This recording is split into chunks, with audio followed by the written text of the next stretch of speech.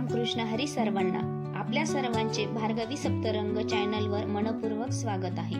पौर्णिमा होऊन काही दिवस झाले असले तरी त्या दिवशी केलेली सकाळची तयारी, पूजा आणि भक्तिमय वातावरण तुमच्यापर्यंत पोहोचवण्यासाठी हा खास व्हिडिओ घेऊन आले आहे. चला तर मग पौर्णिमेच्या दिवशी माझी सकाळची सुरुवात कशी झाली ते पाहूया. पौर्णिमेचा दिवस खूपच शुभ आणि पवित्र आहे, कारण पौर्णिमा आहे. हिंदू धर्मात पौर्णिमेला विशेष महत्त्व आहे. या दिवशी घरात स्वच्छता, पूजा, रांगोळी आणि भक्तिभावाने केलेली आरती यामुळे घरात सकारात्मक ऊर्जा निर्माण होते. चला तर मग माझ्या पौर्णिमेच्या दिवसाची सुरुवात कशी होते ती पाहूया. पहाटे उठल्यानंतर सर्वप्रथम मी घराची स्वच्छता करते. आपल्या संस्कृतीमध्ये असे मानले जाते की ज्या घरात स्वच्छता असते त्या घरात माता लक्ष्मीचा वास असतो. त्यामुळे प्रत्येक शुभ कार्याची सुरुवात स्वच्छतेपासून केली जाते. स्वच्छता झाल्यानंतर मी दाराच्या उंबरठ्यावर आणि अंगणात हळदीचे लेपन करते. हळद ही शुभत्व, आरोग्य आणि पवित्रतेचे प्रतीक मानली जाते. हळदीमुळे वातावरण शुद्ध राहते आणि शुभ ऊर्जेचे स्वागत होते. आता मी दारासमोर सुंदर अशी रांगोळी काढत होते. रांगोळी ही फक्त सजावट नसून आनंद, मंगलमय वातावरण आणि देवी लक्ष्मीचे स्वागत करण्याचे प्रतीक आहे. उंबरठ्यावर रांगोळी काढत होते कारण उंबरठा हा घराचा प्रवेशद्वार असतो. अशी श्रद्धा आहे की या ठिकाणी रांगोळी काढल्याने नकारात्मक ऊर्जा दूर राहते आणि सकारात्मक ऊर्जेचा प्रवेश होतो. रांगोळी पूर्ण झाल्यावर दारासमोर मी दिवा लावते. दिवा म्हणजे प्रकाश, ज्ञान आणि आशेचे प्रतीक.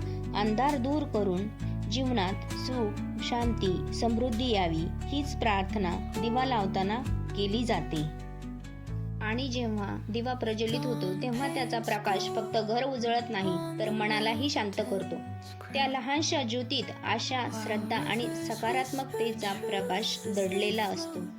त्या क्षणी मन नकळत देवापुढे नतमस्तक होते. अशा पवित्र वातावरणात वटपौर्णिमेची तयारी करताना मन आनंदाने भरून येतं. निसर्ग, संस्कृती आणि परंपरा यांच्याशी जोडले गेल्याचा एक वेगळाच अनुभव मिळतो. ही तयारी म्हणजे केवळ एक विधी नसून मनाला शांती, घराला पवित्रता आणि जीवनाला सुंदर संस्कार देणारा एक अविस्मरणीय क्षण आहे. त्यानंतर लगेचच वटपौर्णिमेच्या पूजेची तयारीला सुरुवात केली. ही पूजेची ताट भरण्याची पवित्र तयारी सुरू आहे. प्रत्येक वस्तू श्रद्धेने आणि भक्तिभावाने ताटात मांडली जाते.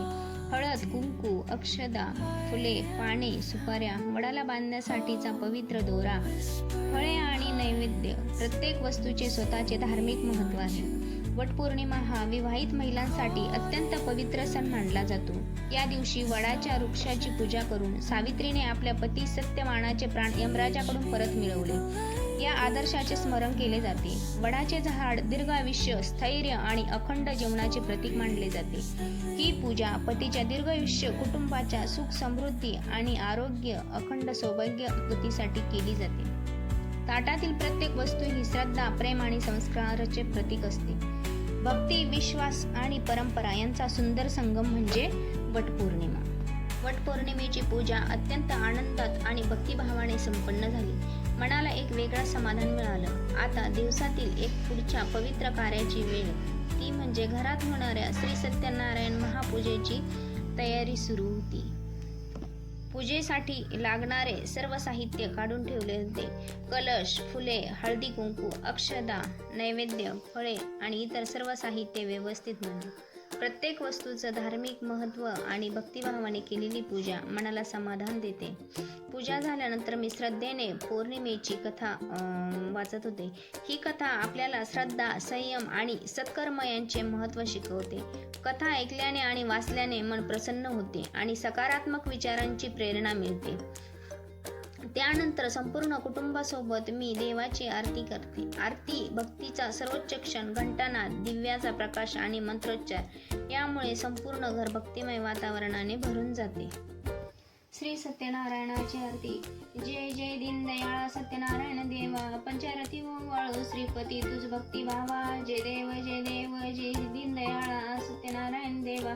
विधियुक्त पूजनी करती पुराण श्रवण, परिमळ द्रव्य सहित पुष्पमाळा अर्पण, घृतयुक्त शर्करा मिश्रित मनुष्य या लोकी सर्व काळ सुख भोगून शेवटी आनंद रूप मोक्ष पदास जातो. भगवान विष्णूंचे भाषण ऐकून नारद मुनी म्हणाले, देवा, या व्रताचे फल काय आहे, याचा विधी काय आहे, हे व्रत पूर्वी कोणी केले होते ते सर्व विस्तारपूर्वक सांगा.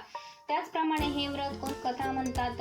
हे विधीपूर्वक केले असता व्रत करणे. हे व्रत दुःख व शोक यांचा नाश करणारे, धनधान्यांची समृद्धी करणारे, सौभाग्य व संतती देणारे आणि सर्वत्र विजय करणारे आहे. हे व्रत श्रद्धा भक्तीने युक्त होऊन करावे. व्रतकर्त्याने धर्मावर निष्ठा ठेवून ब्राह्मण व बांधव्यांच्या सह प्रदोष काळी सूर्यास्तानंतर 2 तासात सत्यनारायणांचे पूजन करावे. अशी माझ्या पौर्णिमेच्या दिवसाची सकाळ भक्ती, स्वच्छता आणि आनंदाने सुरू होते.